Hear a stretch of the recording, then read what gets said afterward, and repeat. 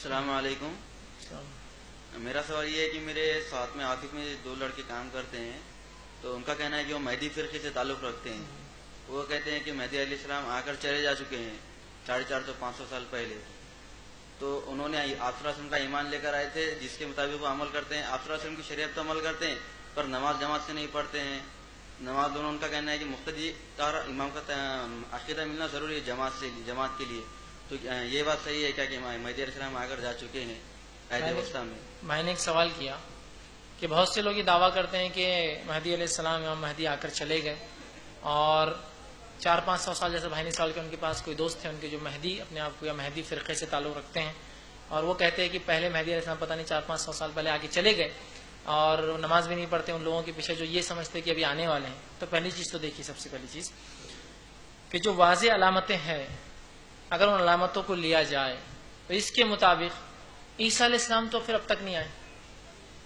جب وہ 400-500 سال پہلے تو کیا وہ حالات ہوئے؟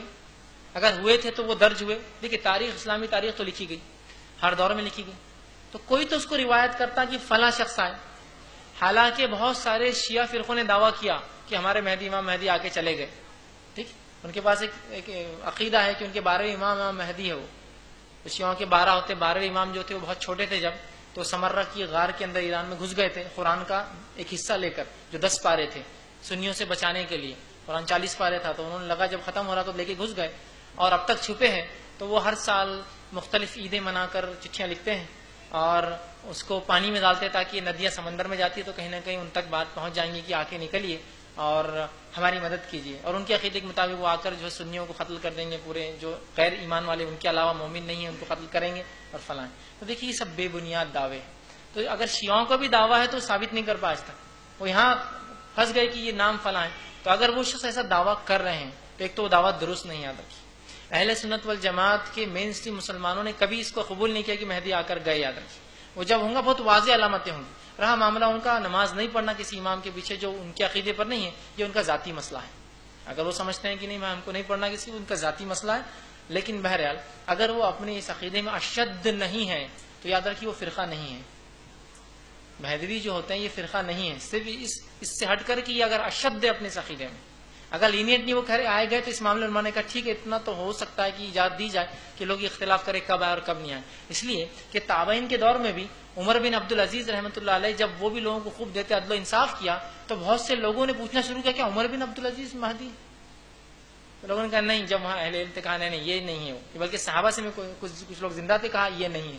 تو ایسا ہوتا ہے, لوگ فٹ کرنا چاہتے. تو اگر کچھ لوگ ایسا سمجھ لے اس سے کوئی فرق نہیں پڑتا انشاءاللہ, وہ لوگ فرقہ نہیں ہوتا, اسلام سے خارج نہیں ہوتے.